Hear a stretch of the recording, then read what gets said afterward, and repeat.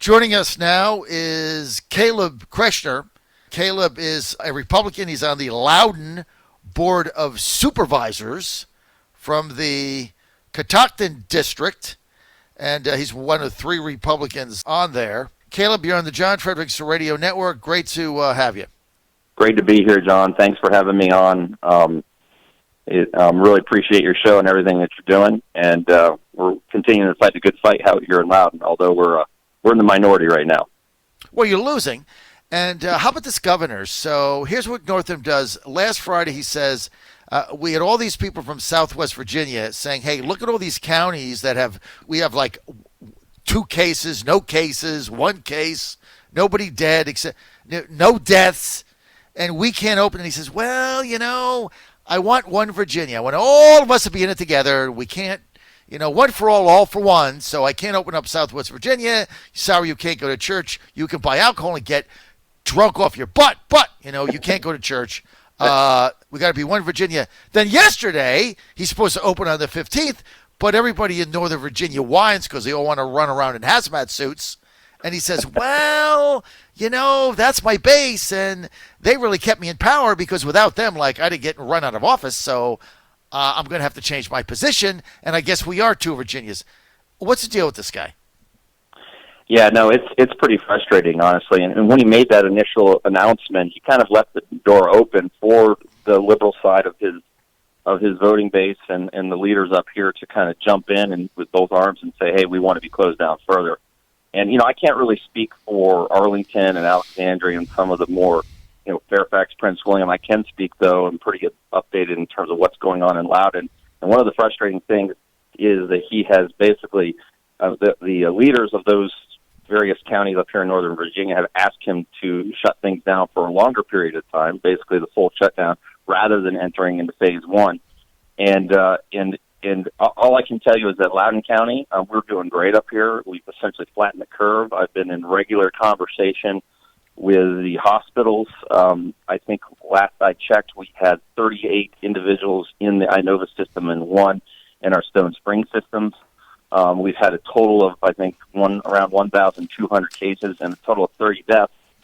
And interestingly, I know death is great, but interestingly, as we're seeing nationwide, 23, I think, or 24 of those deaths have been individuals 80 or older. 27 of those have been 27 or older.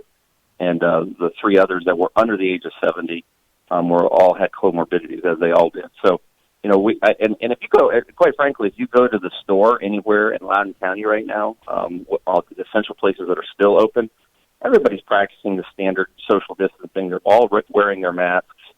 There's lines out the door, whether it's Costco or Home Depot. So we're already seeing, this being practiced on a regular basis.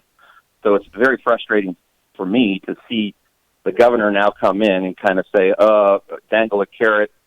My constituents are pretty, quite frankly, excited that they're going to be able to open. I represent a lot of the wineries, a lot of the breweries that do have outdoor seating, and now all of a sudden they're being told, no, we're going to shut you down further. A lot of these folks are staring bankruptcy in the face. They're like days of not weeks away. Every single day that this goes on, people are claiming bankruptcy in Virginia, Caleb, on an hourly basis, right? You run to any court at any time, hundreds of people are filing bankruptcy by the hour. And so, he said it was May 8th, and then he put it back to May 15th, and now he comes out and he says, well, maybe not May 15th. And then he says, well, maybe we'll open some parts of the state up and not some others, although a week ago he said he wouldn't do that. So I just don't get the plan here, right? Are we opening up on the 15th or not? Are we opening up except for Northern Virginia? Who's got the authority to do this? Well, that's a really interesting question. I've been asking that question. Certainly, the governor has certain emergency powers. How long those emergency powers extend, and I think that maybe have to be challenged in the court if this continues. The leaders of the various jurisdictions I mentioned before are the ones that are begging him to keep it closed longer. Again, like I said, he left that crack of that door open when he made his initial announcement. So it appears as of right now, based upon what has been, and it's changing by the day or the hour, quite frankly, is that we are going to be shut down for a further period of time in Northern Virginia.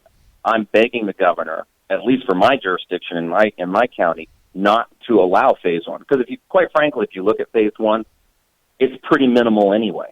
I mean, it's outdoor seating, it's 50% capacity.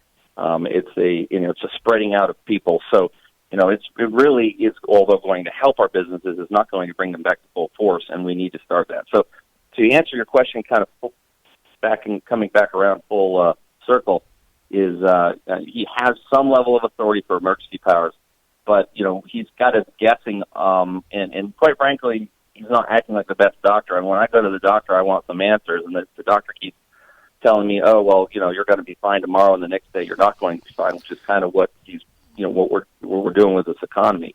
So, Caleb, who is it? What are the forces? We're with Caleb Kershner. He's Loudoun County Supervisor, Republican, one of three on the board in the minority, and he represents the district? The Catoctin district, yes. Catoctin, thank you. A lot of the western part of the county. Is that where, Warrenton is?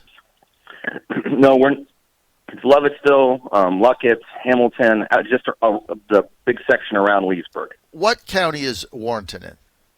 Warrenton is in Fauquier County. What congressional district is I believe that 5? I believe that is correct. I don't 5, have my right? Congressional map in front of me. Yeah, I think it's 5. How many people on the Loudoun County Board of Supervisors along with the chairwoman? There are a total of 9 of us. Okay, so you got 6 Democrats, 3 Republicans. Is there an accounting here? Is there a political reckoning coming? I mean, are the residents of Loudoun County who are looking at this and they're going out of business and they can't go out? Is there going to be a political reckoning? Are any of these people up for office in 2020 in November? So in terms of the Board of Supervisors, we just had our election. So they won't be elected for 4 more years, which is always obviously the issue with the democracy is you can do a lot in your first year when you have a 4-year term, and people have a tendency to forget it. But I sure hope you're right. I sure hope there will be a reckoning. Our economic development folks have told me that if this extension goes into May, we may lose up to 50% of our small businesses. So if that happens, certainly there's got to be some sort of backlash. It's going to take a number of years. In terms of, at a national level, that's really a question I'm not qualified to answer. But in terms of local, I'm already seeing from my constituents a lot of anger. I put up a post recently on the joint chair and mayor's letter to the governor asking that things be closed, and I have not received more feedback than I did from this Facebook post. There are a lot of angry folks out there right now that we are considering a continued shutdown. So I do think that there will be some political backlash. And the truth of the matter is we know that the elderly and the sick are the most susceptible to this virus, and we need to start following a targeted protection policy. But a prolonged shutdown of our businesses we won't be able to social distance them from essentially bankruptcy. Sure. We already have all the stats now in Virginia. It doesn't really matter what it is. We have enough hospital beds. We have enough ventilators. The average age of death in Virginia is 77 years old. That's the average age, which means that anybody that died at 50, to balance that off, you got to get a couple people at 90. So we all know this is we all know this is all politically motivated now. It has nothing to do with overrunning hospitals, nothing to do with overrunning beds, nothing to do with availability, nothing to do with flattening the curve. All they do is move the goal post. Now it's testing, and after testing, it'll be contact tracing, and after that, it'll be you have to get your shoes resold or something. They'll come up with something in order to put this on, because what the goal is here, Caleb, they have one goal, and then they have an objective. The goal is justify a mail-in ballot. Keep the emergency powers on so Governor Northam can do what Gavin Newsom did. This is what this whole thing is about. And say, oh, my God, you can't make a choice between voting and dying. Oh, my God, you can't do that. So we're just going to mail everybody a ballot. We're just going to mail it. No ID, no nothing. And then we'll have DNC people. We've hired 8,000 of them, and they'll go around and they'll collect all the ballots. And we'll be sure that Abigail Spanberger wins and Gloria wins. So we're going to absolutely do that. So that's the goal. And then when Biden wins, then there'll be a miraculous new model comes out that says we're all clear because Biden's the vaccine. So we understand this now, Caleb, right? This is all out in the open. But what do you tell your constituents that just want to open their doors and they're not allowed to do that by this governor? What do you tell them?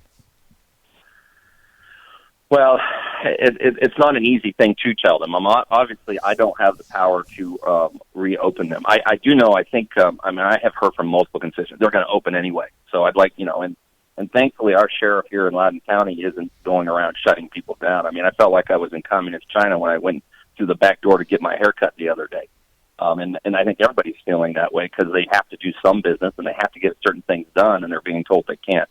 I have been trying to help our small businesses, especially. We had a business interruption fund that we took out of our economic development to try to help them, quick along. It was about $1,200,000, and I think it was $1,400,000 that we distributed within the first 3 hours of making that available. We had over 1,200 small businesses apply. Only 200 were chosen simply because it was a random choosing. And I've gone to our board and asked for additional funds just to help them in any way that we can, and my board has shut it down. I don't think they understand. They either don't understand. I mean, they really don't understand that the lifeblood of this economy and our future are our small businesses.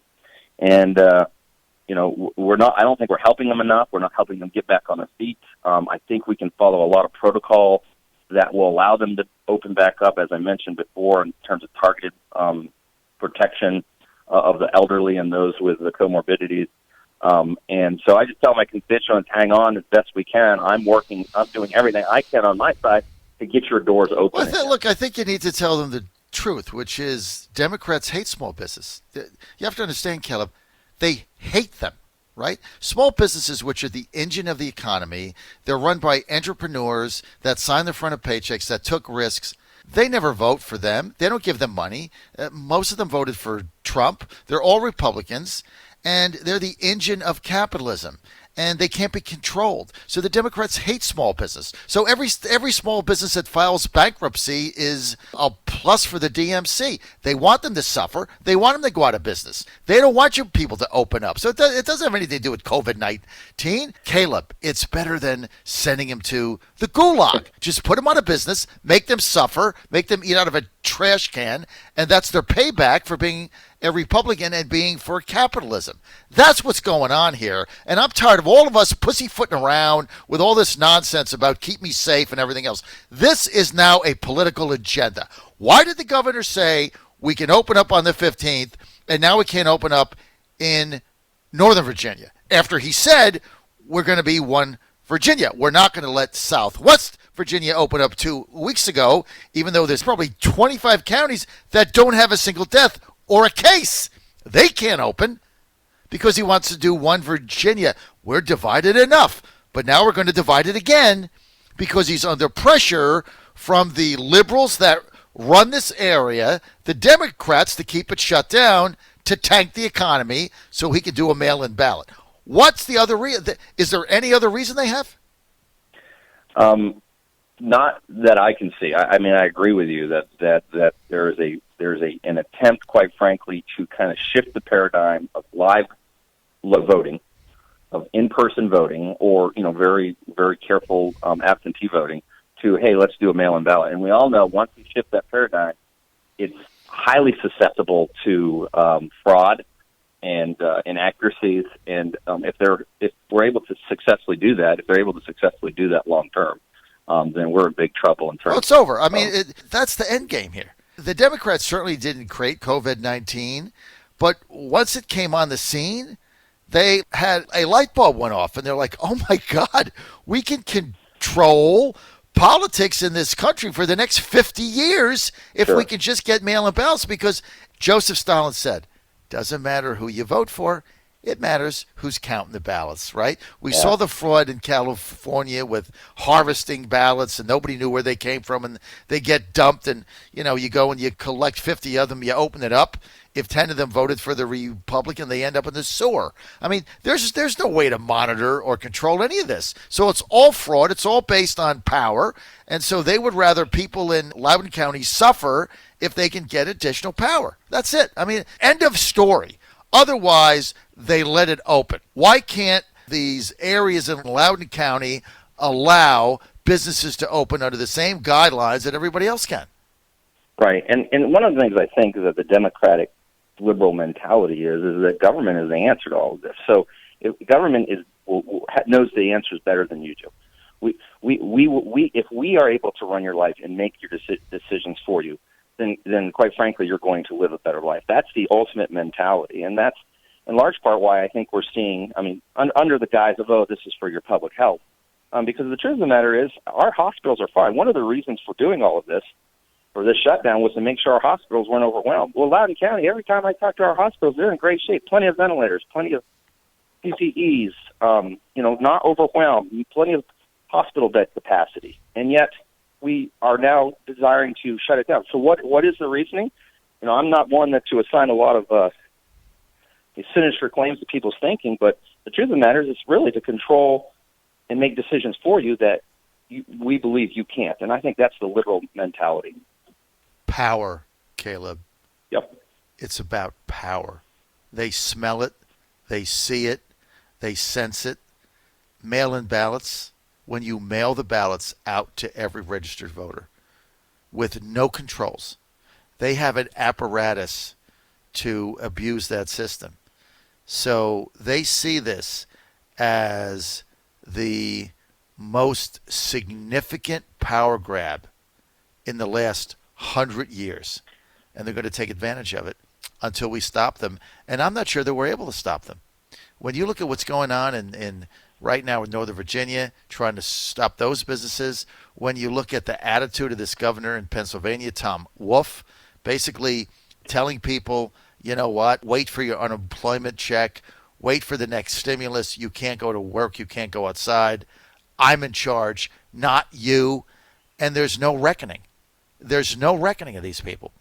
And you look at poll, Caleb after poll, and it shows in Virginia 66% think Northam is doing a phenomenal job. And, like I could sit home in my pajamas in Fairfax working for the federal government, and I could do Zoom, and about 12 o'clock I'll put on my robe, and the 1st and the 15th money comes into my account, and I can order Uber Eats. Life is good for me. Why should I go out? Why? I like it. I sit home. I'm in my pajamas. I don't have to go to work. I get paid. New world order. Caleb, hang in there. John Fredericks Radio Network. Thank you for being with us, Caleb.